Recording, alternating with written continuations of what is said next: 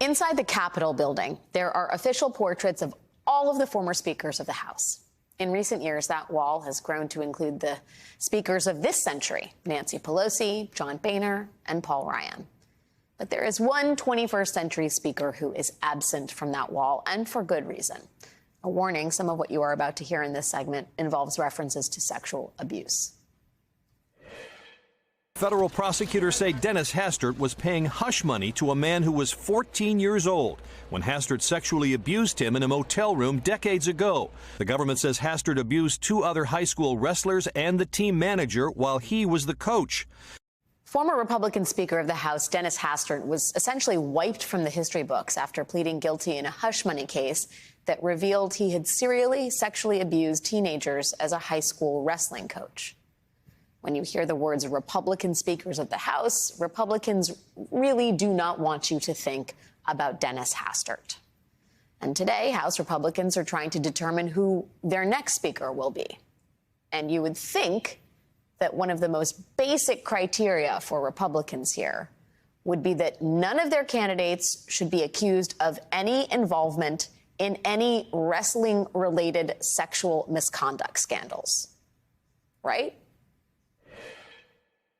A high-profile Republican congressman is under fire tonight. A new lawsuit alleging that when Jim Jordan worked as a wrestling coach at Ohio State University, he turned a blind eye to sexual misconduct by a team doctor. A college wrestling referee named as John Doe 42 says in the mid-90s, he told Jordan, then Ohio State's assistant wrestling coach, that the team's physician, Richard Strauss, performed a sex act in front of him in a shower. Former Ohio State wrestler Dunyasha Yetz also says he complained directly to Jim Jordan after he says Strauss once tried to pull his pants down. I had told him, hey, this is not right.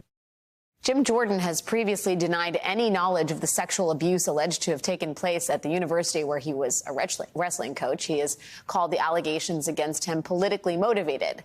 But his accusers have stood by their claims. And Jim Jordan is now one of the Republicans running to be the next Speaker of the House. While Jordan has already received the backing of a broad swath of House conservatives, he is not the only candidate in the running. Republican Majority Leader Steve Scalise has also announced his intention to run for Speaker. And Steve Scalise is hardly an uncontroversial pick himself. As a state representative in 2002, Steve Scalise gave a speech to a white nationalist organization founded by former Ku Klux Klan leader David Duke. Scalise has since apologized and claimed that he did not know the organization he was speaking to was a hate group. But David Duke has claimed that Steve Scalise used to regularly communicate with Duke's gubernatorial campaign at the time. And a Louisiana political reporter claims Scalise once described himself to her as David Duke without the baggage. Which is what exactly? To be fair, Steve Scalise has since earned considerable goodwill from his colleagues after being shot at a 2017 congressional baseball practice and severely injured, as well as announcing a recent blood cancer diagnosis.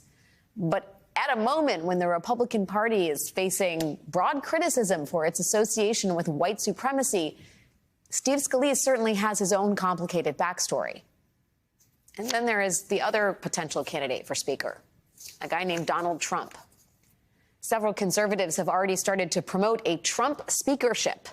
And Trump did not exactly close the door on that idea when he told reporters today, if I can help them during the process, I would do it. Now, I don't need to list for you all the reasons that Donald Trump would be a controversial choice for Speaker, but there is one important reason that seems to have gotten lost in the shuffle here. House Republicans' own rules bar Donald Trump from becoming Speaker. According to Rule 26A of the House Republican Conference Rules, a member of the Republican leadership shall step aside if indicted for a felony for which a sentence of 2 or more years imprisonment may be imposed. Donald Trump has been indicted on several such felonies, which is all to say the race to become the next Republican Speaker is shaping up to be exactly the mess you might expect it to be.